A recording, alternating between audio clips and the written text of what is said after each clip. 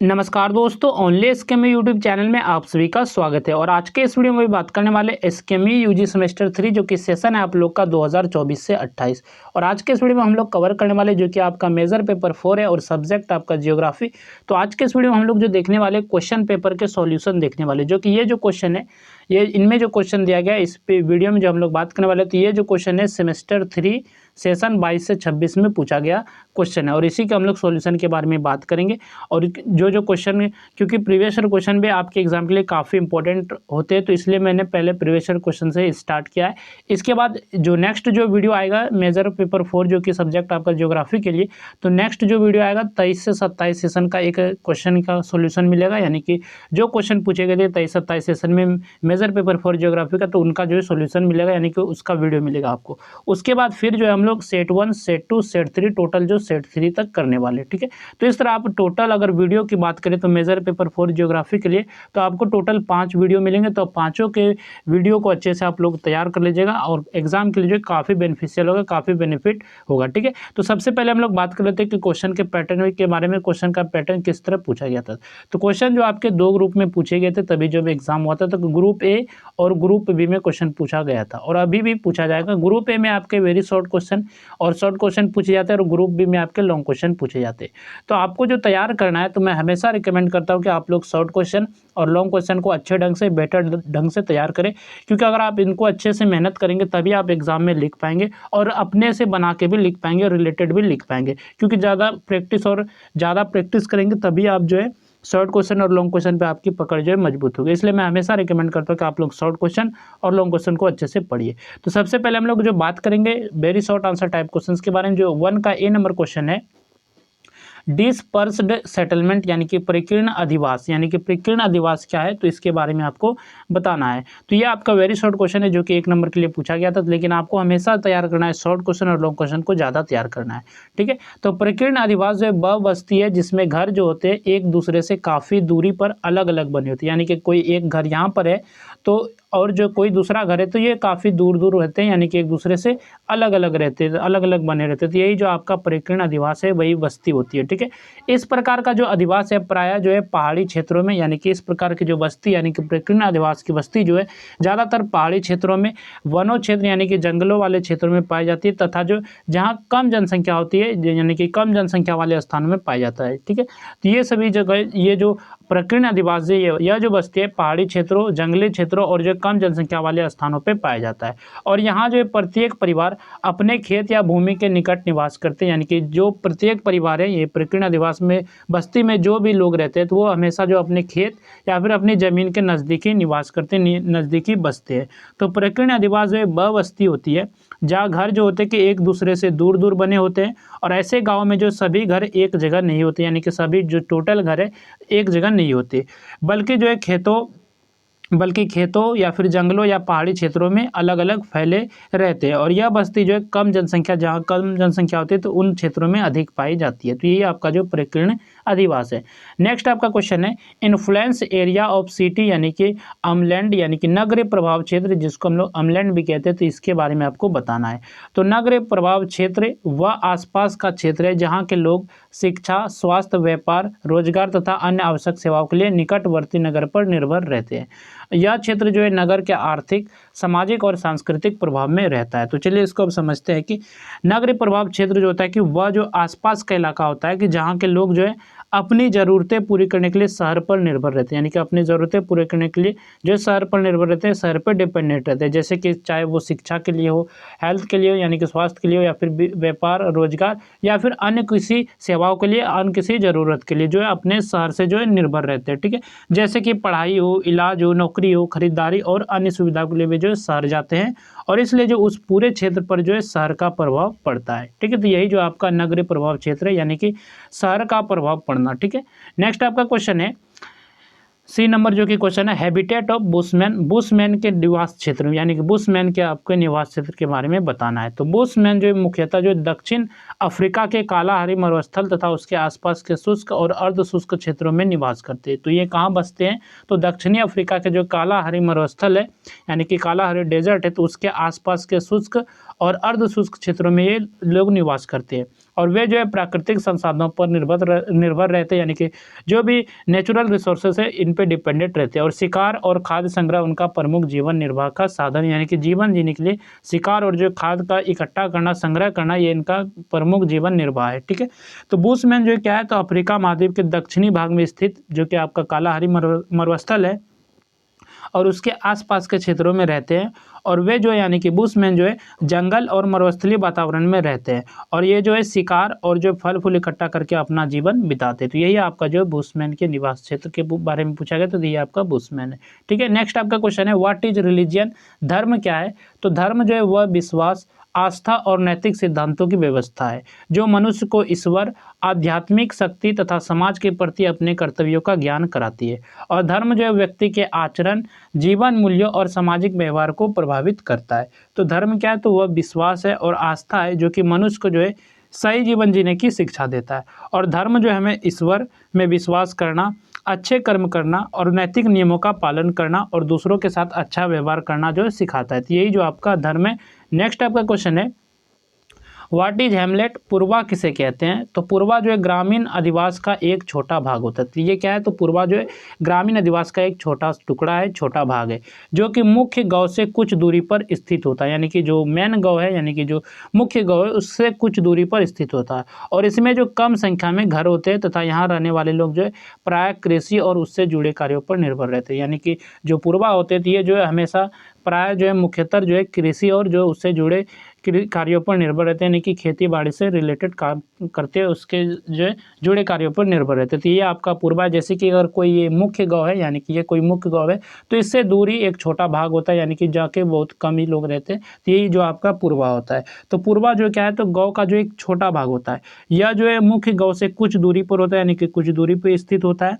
और इसमें केवल कुछ ही घर होते हैं, यानी कि ज़्यादा इसमें घर नहीं होते, कुछ ही घर होते हैं।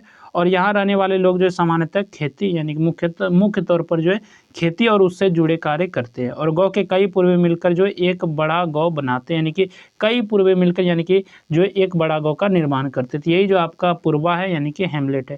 तो ये था आपका वेरी शॉर्ट क्वेश्चन। इसके बाद हम लोग बात करेंगे शॉर्ट आंसर टाइप क्वेश्चन के बारे में, यानी कि शॉर्ट क्वेश्चन के बारे में। तो क्वेश्चन नंबर 2 जो कि आपका क्वेश्चन पूछा गया था what is rank size rule, कोटि आकार नियम क्या है। तो कोटि आकार नियम क्या है तो इसके बारे में आपसे पूछा गया था। तो कोटि आकार नियम जो है नगरीय भूगोल का एक महत्वपूर्ण सिद्धांत है। तो क्या है एक सिद्धांत है किस चीज़ का तो नगरीय भूगोल का। और इसका प्रतिपादन जॉर्ज जिफ ने किया था, यानी कि इस नियम को किसने दिया था तो जॉर्ज जिफ ने जो इस नियम को दिया था। और इस नियम के अनुसार जो है किसी देश या क्षेत्र में नगरों का आकार उनके क्रम के अनुसार निर्धारित होता है। तो इस नियम के अनुसार यानी कि इस नियम का कहना है कि किसी भी देश या क्षेत्र में जो नगरों का जो आकार है उनका जो साइज है वो रैंक के अनुसार जो है निर्धारित होता है, यानी कि रैंक के अनुसार यानी कि क्रम के अनुसार निर्धारित होता है।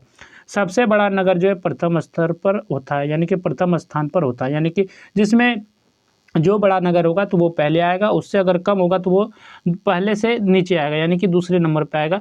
तो दूसरा नगर जो है पहले नगर की लगभग आधी जनसंख्या का, और तीसरा नगर लगभग 1/3 तथा चौथा नगर लगभग 1/4 जनसंख्या का होता है। तो इस प्रकार जो यानी कि पहले आपका हो जाएगा प्रथम जो होगा, जो पहले रैंक पे बस्ती होगा कोई भी नगर होगा तो फिर उस सेकंड पे उसके आधा, फिर यह आपका 1/3 हो जाता है यहाँ पर नीचे जो है, और फिर चौथे में आपका 1/4 हो जाता है। तो इस तरह जो है नगर की जो है आकार यानी कि क्रम जो है उसके साइज पर यानी कि उसके नगर अनुसार जो सबसे बड़ा रहेगा तो वो प्रथम स्थान पे आएगा, प्रथम क्रम पे आएगा, जो उससे कम होगा तो वो दूसरे स्थान पे आएगा। तो इस प्रकार जो है प्रत्येक नगर की जो जनसंख्या जो उसके क्रम के व्युत्क्रमानुपाती होती है, यानी कि कोई भी नगर है तो वो जो जनसंख्या जो उसके क्रम के व्युत्क्रमानुपाती, यानी कि अगर जनसंख्या जो व्युत्क्रमानुपाती यानी कि अगर आपको जनसंख्या ज़्यादा होगा, यानी कि जनसंख्या लिख लेते हैं, जनसंख्या अगर ज़्यादा होगा तो वो नगर का भी जो रैंक जो है वो बढ़ेगा, यानी कि नगर जो है पहले स्थान पे उनका क्रम हो जाएगा। तो जनसंख्या के व्युत्क्रमानुपाती यानी कि जिस तरह ज़्यादा जनसंख्या जहाँ रहेगी तो वो नगर भी ज़्यादा बड़ा होगा, उनका क्रम जो होगा वो पहले स्थान तक पहुँच सकता है। तो इस तरह होता है, ये व्युत्क्रमानुपाती होता है। और यह नियम जो है किसी देश में नगरों को संतुलित विकास, यानी कि यह जो नियम है किसी देश से जो भी नगर है तो उसे संतुलित विकास तथा नगरीय व्यवस्था को समझने में जो सहायता करता है, मदद करता है। यदि किसी देश में नगरों की जनसंख्या इस नियम के अनुसार होती है तो वहाँ नगरीय विकास संतुलित माना जाता है। और इस नियम का उपयोग जो है नगरों के आकार, वितरण तथा विकास के अध्ययन में व्यापक रूप से किया जाता है। तो इस नियम का जो उपयोग जो है नगरों के आकार, वितरण और विकास के अध्ययन में व्यापक रूप से किया जाता है, मुख्य तौर पे किया जाता है। ठीक है, तो ये था आपका कोटि आकार नियम। नेक्स्ट आपका क्वेश्चन है, what are the differences between town and city. कस्बा और नगर में क्या अंतर है। तो कस्बा और नगर में क्या अंतर है, तो इसको आपको बताना है। तो कस्बा और नगर जो है दोनों ही मानव अधिवास के रूप है। ठीक है, तो क्या है, तो दोनों मानव अधिवास के रूप है, यानी कि यहाँ पर जो है मानव बसते हैं। ठीक है, लेकिन इनके आकार, जनसंख्या तथा सुविधाओं में अंतर होता है। लेकिन जो कस्बा और नगर है दोनों में जो आकार का अंतर होता है, जनसंख्या दोनों में जो है वो कहीं पर ज़्यादा कहीं पर कम होती है, और दोनों में जो सुविधाएं का भी अंतर होता है, यानी कि कहीं पर ज़्यादा सुविधा है तो कहीं पर कम सुविधा है।